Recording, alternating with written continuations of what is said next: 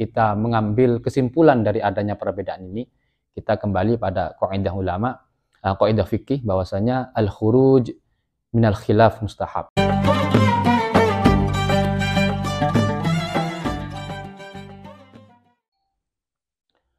Assalamualaikum warahmatullahi wabarakatuh.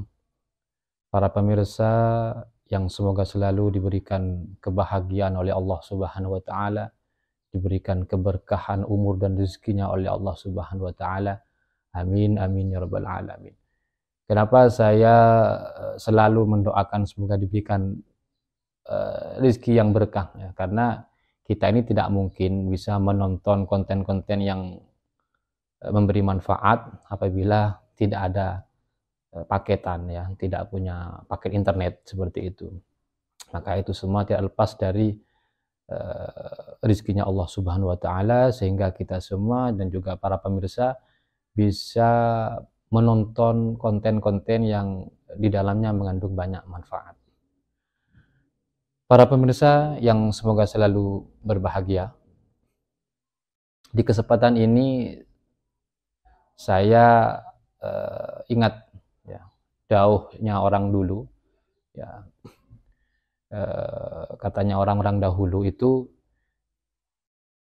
kalau kamu sedang haid, kamu jangan dekat-dekat sama orang yang sedang kritis, seperti itu. Katanya orang Madura itu lok becek atau tidak boten saya atau tidak baik hadir berada di samping orang yang sedang dalam keadaan kritis bagi orang yang sedang haid atau sedang nifas. Kemudian setelah saya mengamati dari perkataan orang-orang dahulu, saya amati apakah itu memang berdasarkan referensi atau cuman asumsi.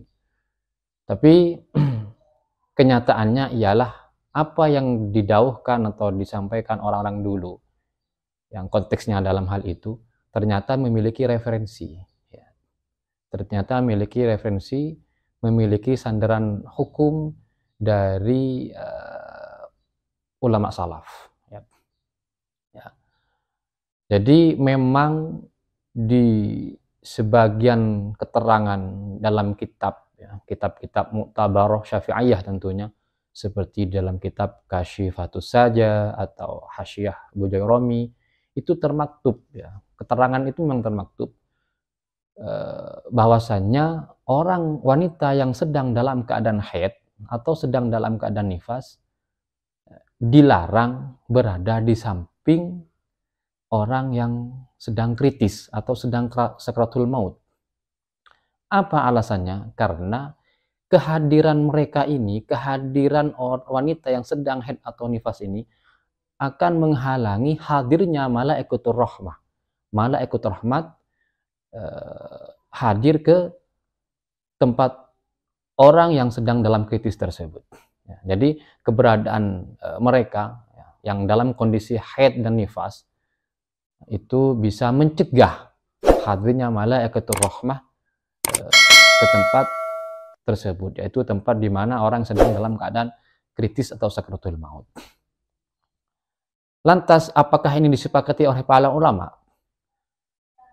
Namun kenyataannya tidak. Ternyata pendapat yang muktamad, ya, kurang lebihnya redaksinya seperti ini: la yahrumu alal haidi wan nufasa'i hudurul muhtadar alal mu'tamad. Jadi menurut qaul mu'tamad ya, wanita yang sedang haid atau nifas itu tidak diharamkan, berarti tidak dilarang hadir ke tempat orang yang sedang dalam keadaan kritis. Meskipun sebagian ulama mengatakan bahwasanya itu dilarang karena itu dapat mencegah datangnya malaikatur rahmah. Ya, malaikatur rahmah itu ketika hadir di orang yang dalam keadaan kritis itu bisa pengaruhnya mungkin bisa lebih mempercepat ya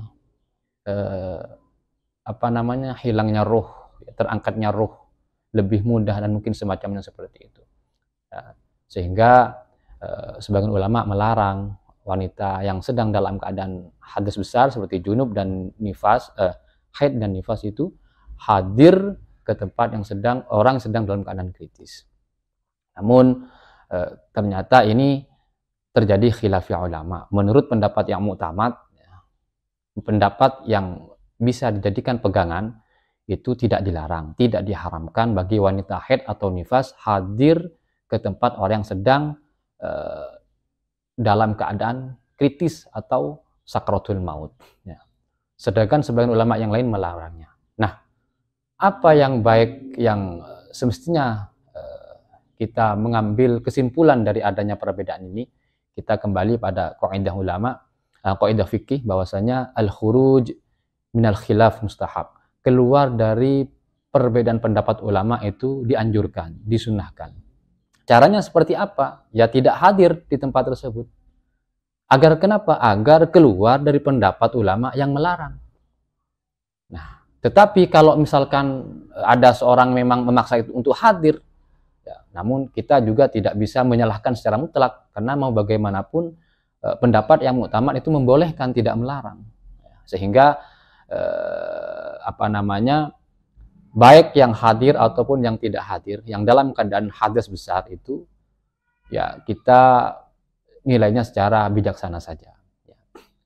Kalaupun misalkan itu memang ada di keluarga kita, ya kita sampaikan secara baik-baik. Nah, jika memang disepakati, disetujui, ya sudah, tidak apa-apa. Jika memang harus ditolak, harus hadir, ya sudah, tidak apa-apa. Karena mau bagaimanapun, yang melarang atau yang tidak melarang itu memiliki sumber hukum yang bisa dijadikan pijakan. Jadi demikian yang saya bisa sampaikan berkaitan dengan masalah wanita haid atau nifas hadir ke tempat di mana di tempat tersebut ada orang yang sedang dalam keadaan kritis atau sakratul maut. Semoga bisa menambah ilmu untuk kita semua, untuk para pemirsa. Semoga memberi manfaat.